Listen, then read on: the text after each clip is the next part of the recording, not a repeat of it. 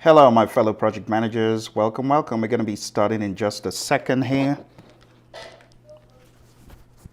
Give it a few moments.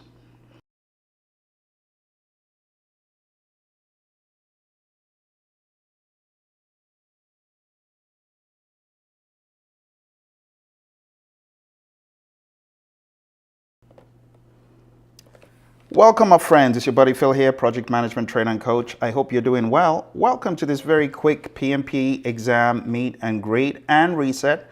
I know lots of you have been taking the exam for the past 365 days. It's time for a little reflection, and I know some of you are thinking about taking the exam. So the purpose of this session is to, first of all, answer any questions you have, to congratulate those of you who are now PMP certified, and to give you some ideas and direction for the way forward. Okay? So, first of all, let's begin talking about the exam journey from 2021 to date. Let's take a look at the numbers. So we'll jump straight into certification stats and take a look at the stats as at last year, February 2021. Lots of you were not PMPs at that time. And there was 650,000 total members in the PMI. There were 1.157 million PMPs. Now I want you to look at the jump in numbers from last year, February 2021, to this year, the stats the PMI provided in 2022. Take a look at that jump. 30,000 new members, 3 more countries with PMP footprint, an additional chapter, potential chapters, which fluctuates month to month anyway. But take a look at the difference in the numbers for each certification. That's really what I want you to do, because one of the questions I get is, Phil, which certification should I take? You got to look at the numbers, the data, right? The data won't lie to you. So taking a look at the data, we can see as at February of last year, you had 1,190 Discipline Agile Scrum Masters. Now you got 2,891. So that's a jump of about 3,000, or I should say a jump of about 1,700. Yeah, so average about maybe 1,100, or I should say 110 every month, thereabouts. If that, taking a look at the number of CAPMs, you can see that they had 50,000 CAPMs at the beginning of last year. Now we have 7,000 more CAPMs. Even the CAPM certification is growing a lot more than other certifications. That's quite encouraging. And I know there have been lots of people jumping into project management right out of high school. Probably explains the big jump in numbers. Now take a look at the PMI ACP. So a rather curious one, because we see a jump of roughly 7,000 as well. Now in the PMP, the number of people getting certified, let's go to that one. This is the biggest of them all. It's always the biggest of them all. But you see a jump of 1.157 million to 1.259 million. That's a jump of about 100,000. That's a lot, my friends. Look, the PMP, if you do the numbers, that's at least 8,000 to 9,000 people getting certified every month. So this is not a certification you're going to regret in a hurry. It's not a certification you're going to say, why did I waste time getting that? It's dying. No, it's not dying. It's growing still. I mean, it's not more than you would have imagined, but it's kind of around where you would have imagined it would be. 100,000 new PMPs in a year is not a bad number. Okay? Take a look at the PGMP. Not bad, judging from how low the numbers are. 3,139, now we have 3,538. There's been an increase of about 40 a month. And just the process going through the PGMP or even the PFMP, it's a bit of an arduous process compared to others, but the PGMP is notorious for being like one of the most difficult to go through because of the panel reviews and the cost of the exam itself and all of the parameters around the certification. So a huge shout out to those who have gone ahead and done it. Now, one that has pleasantly surprised me over the years is this one, the PMI RMP. because in the past year, we can see a jump of 3,000. Once upon a time, there were only 3,000 RMPs. So that is, that is a commendable jump for 1 year. And I want to give a shout out to those who have had the courage to take it on. Now, going to the PMISP, I can't really say the same for that one. This one does not have as much fortune as the RMP. It's always been the case. Most people say, just show me the tool and I'll use it to schedule. I don't need to go get PMISP. Well, the PMISP is just a cut above. If scheduling is your thing, like it was mine for many years, you might want to look into it. So we can see just a jump of 300. That's very, very pathetic. About 25 people each month say they're going to get SP, you know. So if you're really looking to go to that next thing after being PMP, I guess your best bet is the ACP. Out of all these certifications from the PMI, that is, okay? From the PMI, your best bet is ACP. Because all the others, they're moving at a very, very slow pace. Okay, so you might have heard me say it on the channel in the past few days. If you are thinking of getting PMI ACP certified, as I always say, go on down to the Project Management Doctor site, because we got training coming up for PMI SP, and it's really at a steal. It's going to be starting March 19th, I believe. And if you're really serious, jump in there right now, because we've got a crazy deal going on. I'll show it to you real quick. So PMI ACP, the ACP's Agile Certified Practitioner exam, just click on that. And it's going to take you to where you can sign up for the training if you want. We've got a really crazy deal going on right now. So if that's your thing, join my buddy Roy and I for this training, okay? Check out all the details of the course. All that you need to know is right there, okay? So for those of you just come in, we're just having a casual meet, greet, chit-chat session. If you have any questions about your PMP exam or what you've done since last year, maybe you are now a PMP, and you have questions, do let me know and I'll answer them as much as I can. All right, so we're going to jump into a few very quick PMP questions, PMP FAQ questions, and these are just basic questions that I typically get. The first one is, when is PMP changing to, drumroll, this thing right here, it's 7th edition? Well, you're late to the party if this is still your question. The answer is because allegedly the exam has changed. Actually, the PMI will tell you that they've started pumping in the questions. It takes some months. But let's be honest, how different is project management? It's not that different. So when someone is expecting to see a radical departure from what the exam is like now with a lot of heavy agile, right? And then you're talking about this barely contains the word agile. Did you know that? The 7th edition, it barely has the word agile in it. I think you might find it, you'll be fortunate to find it up to 5 times. I think you might find it 3 times. But go on, check it out. What about the word Scrum? Because you know that of the organizations who say they are using some form of agile framework, you do know that about 90% of those firms use Scrum or some parts of Scrum. So for you to expect to see such a radical change from an exam that is heavily that, and I should say partially, you know, with some references to this, to go full-blown this, you're in for a shock. You're not going to see much. You see, the PMP exam has never been an exam of PMBOK guides. It's been an exam of project management understanding and the application of it. And now the scenarios are even more human-centric, see.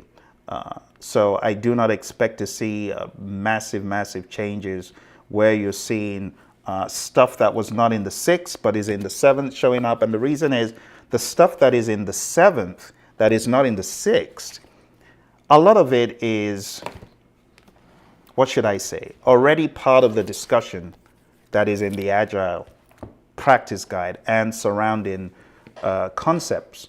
Like, actually the 7th edition, let's just be honest, 7th edition, it doesn't have a single line about the manifesto values or principles. However, you find them in the Agile practice guide. And you know that a lot of the exam is centered around this whole mindset of agile and how to be a steward and a respectful, caring steward. Now, some of that is here in the project delivery principles or project management principles or 12 principles. But other than that, everything else you can find for the most part similar thoughts in either previous editions of the PMBOK guide or some PMI white papers and stuff like that. So when we talk about methods, models, artifacts in the 7th edition, a lot of those that were not in previous editions were always taught anyway, like Maslow, McGregor, Herzberg. We always talked about that stuff. The framework for change management. I started talking about that stuff on this channel even before the 7th edition, right? I would call it the FEPIMS method. You know, the formulate, PIMS, that whole thing. John Cotter's model, I'd already started talking about it. Because many of you don't know that beyond PMP, after you get certified, there's a whole, I'd call it body of information that the PMI has published for people after PMP. And if you didn't know, now you know. Now, it's not necessarily called a standard, but it is very much like a standard. And I've built an entire course around it, and that's what I teach at Project Leadership Institute. So if you're wondering what to do after PMP, there are many things you could do, right? You could attend the Project Leadership Institute when we open next. We're going to be opening sometime later this year, around June, July, thereabouts. And we already have students who are going through the leadership curriculum. So there's a lot that you can do. You know what? Just look at PMI standards. They have a number of standards. And one of the publications they have has formed the basis for what we developed over 2.5 years ago. And we've been training companies and individuals after PMP, what next? It's all about leadership, about management, about professionalism, about the concept of aptitude and understanding in projects, programs, portfolios, problem solving, cognitive ability, a whole list of things. But you got to have been looking in PMI's standards and documents to know that. Okay. So when is the 7th edition changing? It's already supposedly changed. Should I wait for the 7th edition exam? It's already supposedly changed, right? It's just that people aren't seeing very 7th specific language, and it's for the reasons I just explained to you. Or wait until I am ready for the PMP. Can CAPM help me on the PMP? The CAPM exam could help you, but just be aware that the CAPM exam is based still on this, on the 6th edition. So if you're thinking of studying CAPM, you really got to go deep into the 6th edition. And it's not just at the surface, you've got to go deep. You got to understand tools, techniques, inputs, outputs beyond what you typically would for the PMP. All right. For those of you just coming, we're just having some chit chat back and forth about the PMP exam, about what to do after you get certified. All right. Let's move on to our next one here. This question says, I have 2 days to my PMP exam. What should I do? My advice to anyone that has the exam in the next 2 days is to really focus more on internalizing the Agile Manifesto values and principles, and you could also take a look at the 12 project management principles. I think that will help you in consolidating all the information. All right, with that said, we have a question that has been recurring in project management space, and it's about these 3 certifications. I want to address these very quick today. It's about the PSM, the CSM, and the ACP. The question is typically, which of these should I go for first after getting certified? And the first thing I tell them is, well, what are you trying to achieve? And how much money do you have to spend? Like I just showed you, we've got ACP training coming up. So, you know, Roy and I have taken this certification. It was good. It's growing at a slower rate than these other ones that I'm about to show you. All right. That is not to say that there isn't a lot of value in going through the process, but, you know, full disclosure, there's the PSM and the CSM to think about as well. So let's talk about these one by one.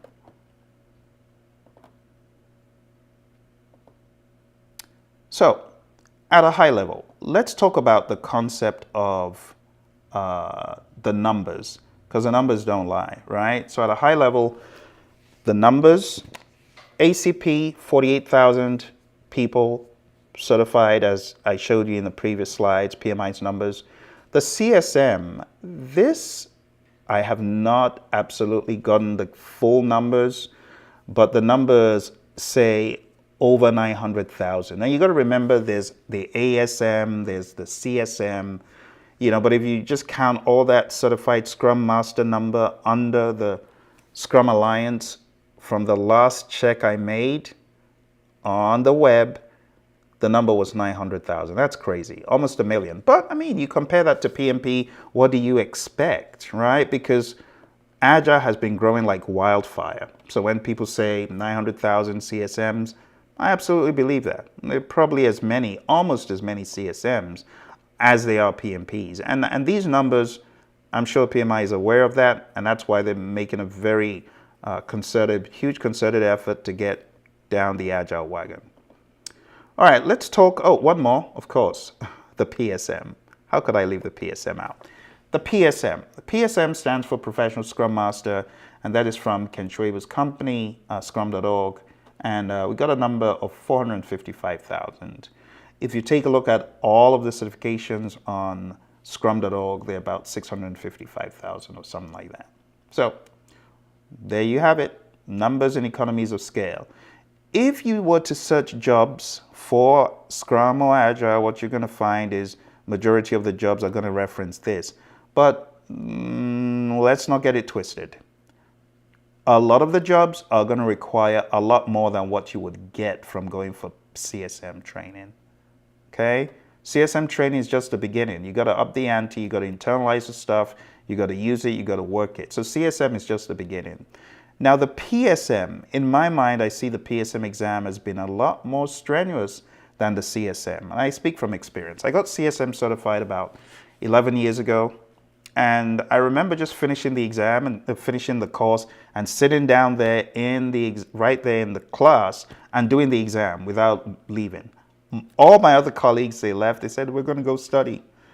I just took the exam, and I did great on the exam. I passed it. The CSM exam, I must tell you, is not as crazy as the PSM. PSM is crazier, right? It's not proctored. Neither is the CSM, right? It's not proctored either.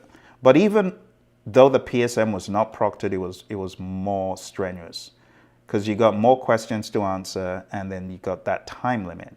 It's not a cakewalk, okay? ACP, it was a bit of a long exam, 3 hours, but it was not insurmountable.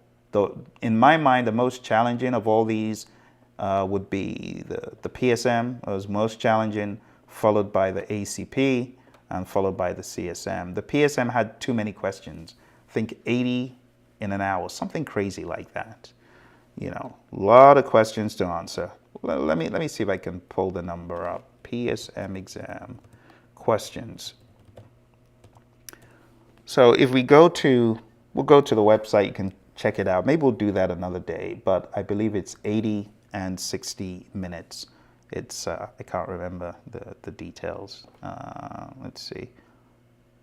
Hopefully I'm not living in a time warp bubble. Yeah, I'll have to check that out. But anyway, the exam was more challenging than any of the others. Let's move on. Take a look at some other information here. So reputation and awareness.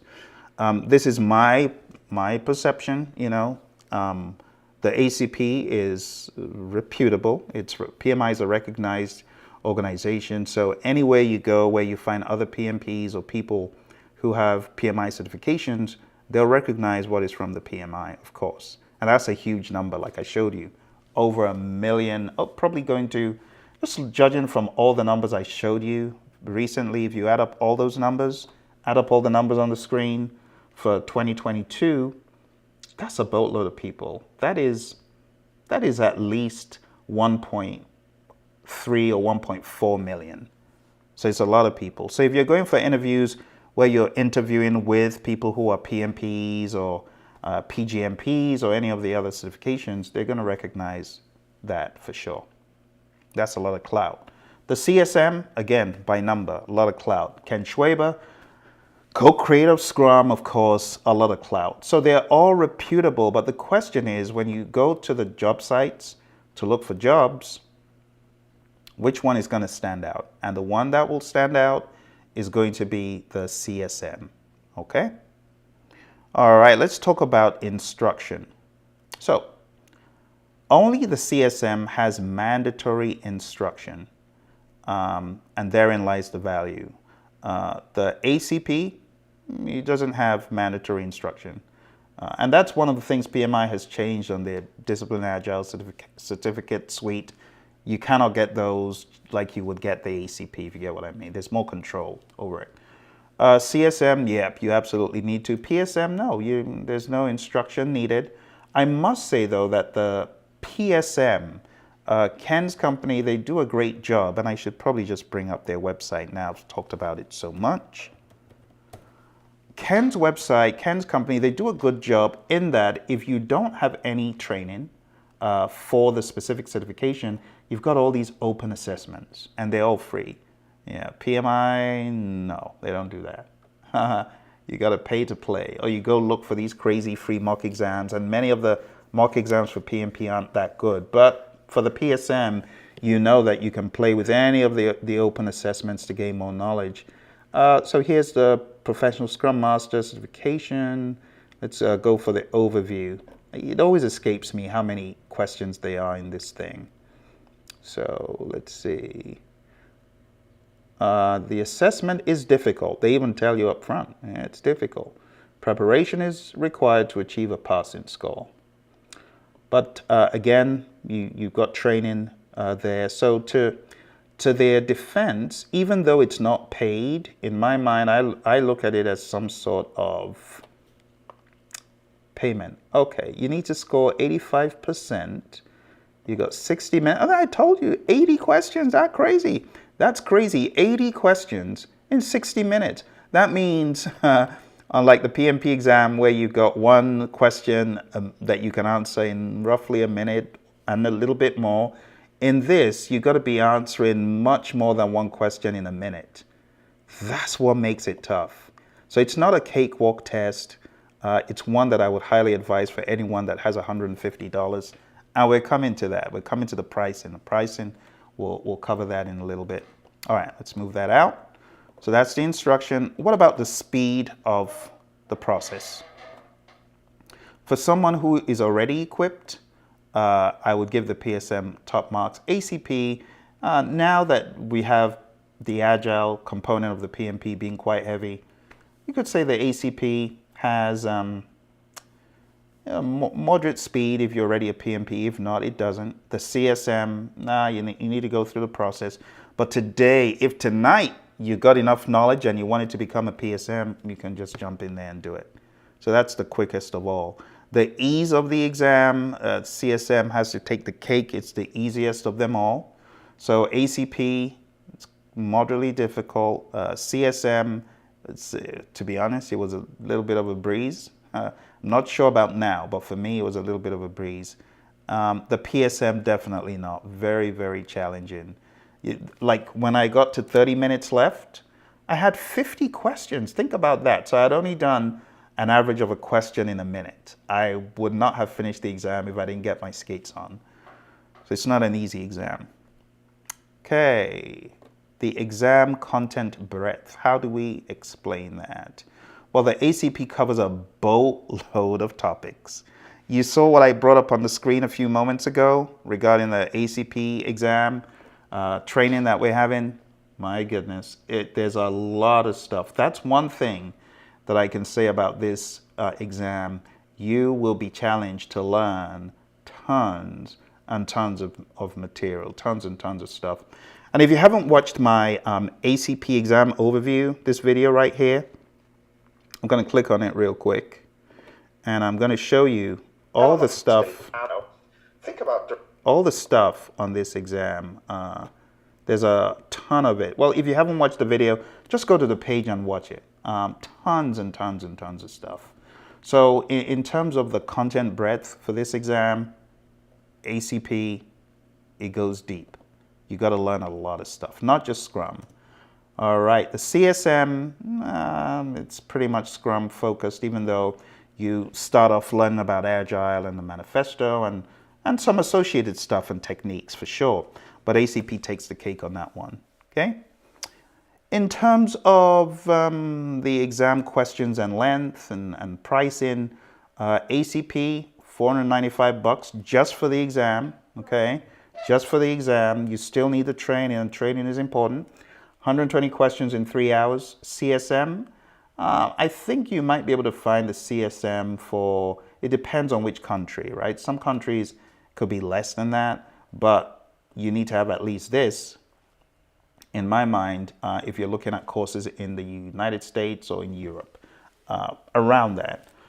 50 questions, 60 minutes, 2-day mandatory course. The PSM is just 80 questions, 60 minutes. If you have $150 to play with, you could very well jump into it right now and take that exam and you become a professional Scrum Master if you pass the exam, okay? So my friends, for those of you who are just coming, we are pretty much having a meet and greet. We're talking about different things surrounding PMP exam. We had a few FAQs, and we also had a quick section on what next and the numbers from the current blog that PMI put up, what you see on the screen here. Okay, so at this point, are there any questions? If there are no questions, I will say I wish you all the very best in whatever you're working on. If you're working on getting certified, keep going. There's no reason for you to wait, okay? There's no reason for you to wait any longer to take the exam. If you've been for solid training that's covered the processes, and you know, a few days ago I heard from a student said, Phil, this thing is still relevant. It helped me just knowing where I was in the 6th edition, which process was I doing, you know, what was I working on, and of course, the very firm Agile foundation that I give my students, it helps. So nothing much has changed. Nothing much has changed. Even though I've been battle ready, I recently published a book called Project Management 101, and this is all about the 7th edition. But I'm not really going gung-ho releasing it yet because I don't see the noise levels just yet. But in the weeks ahead, you'll be able to find a couple of my books for the 7th edition, so I am ready should those ever come out.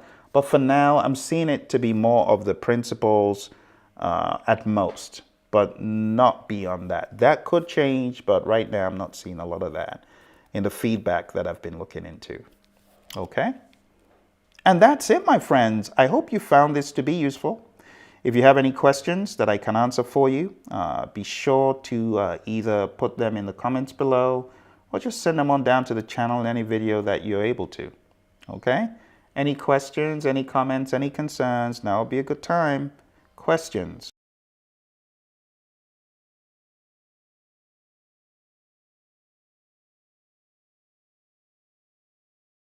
All right then, well, I'm going to say my goodbyes and my good night. Thank you very much for joining. Again, you got any questions, don't hesitate to put them in a video at some point, all right? You take care, my friends, and all the very best.